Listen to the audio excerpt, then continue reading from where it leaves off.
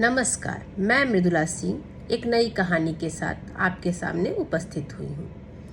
मनुष्य को जितना भी जिंदगी में मिले वो संतुष्ट नहीं होता है। उससे आगे पाने की कोशिश हमेशा करते रहता है और उसी लालसा में अपनी जिंदगी व्यतीत कर देता है।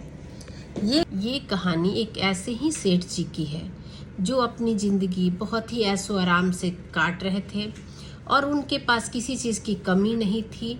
धन संपत्ति पूरी थी, जो भी ज़िंदगी में चाहिए उनके पास सारे ऐशो आराम थे। एक दिन उन्हें पता नहीं क्या सूझी कि उन्होंने अपने धन संपत्ति का ब्यौरा लेना शुरू किया कि मेरे पास कितनी धन संपत्ति है, मेरी कितनी पीढ़ियाँ खा सकती है आगे मेरी धन संपत्ति से।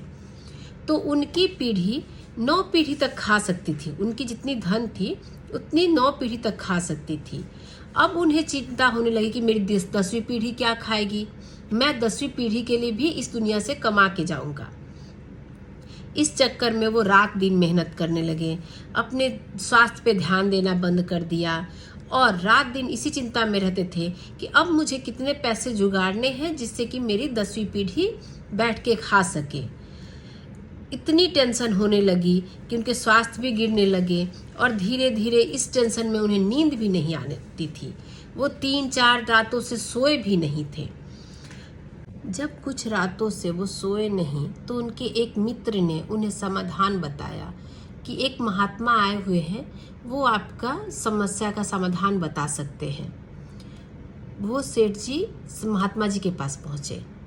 महात्मा जी ने कहा कि उनकी सारी समस्या सुनने के बाद कि तुम एक गांव में जाओ, वहाँ एक किसान रहता है और उस किसान से तुम मिल के आओ, तो फिर उसके बाद तुम्हें मैं समाधान बताऊंगा। वो सेठ जी उस गांव को निकल गए।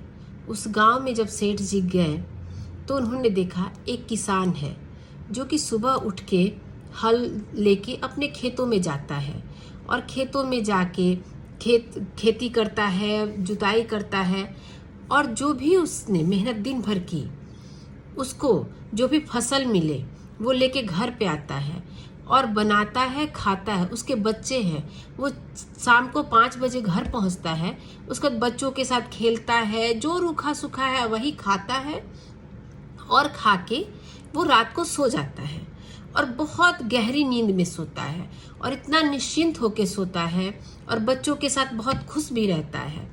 और फिर नेक्स्ट डे दूसरे दिन वो वही दिनचर्या स्टार्ट करता है।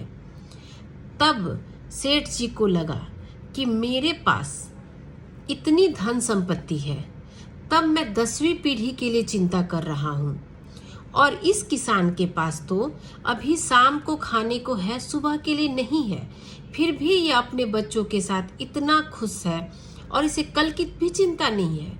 आज जो है खाया पिया और बच्चों के साथ खुश रहा और इससे कल क्या होगा इसकी थोड़ी भी चिंता नहीं है। और मेरे पास इतना धन संपत्ति होने के बावजूद भी मैं 10वीं पीढ़ी के लिए चिंता कर रहा हूँ और आज मैं चिंता से मरे जा रहा हूँ। तब सेठ जी की आंखें खुली कि जो है उसी में खुश रहो, जो है वो आज है, कल किसी ने नहीं देखा है। और वो महात्मा जी के पास फिर पहुँचे और उन्होंने कहा कि महात्मा जी मेरी आंखें खुल गई, सच्चाई क्या है मुझे पता चल गया और आज से मैं चिंता का त्याग करता हूँ। तो दोस्तों, दुनिया में 99 का चक्कर हमेशा लगा रहता है। आदमी को जो मिलता है वो संतुष्ट नहीं होता है, उसे जो मिलता है उसे छोड़ के बाकी पाने के लालसा में वो सारी जिंदगी बर्बाद कर देता है। तो ऐसा नहीं करें, जो जिंदगी है उसे आज जिए, कल किसने देखा है। धन्यवाद।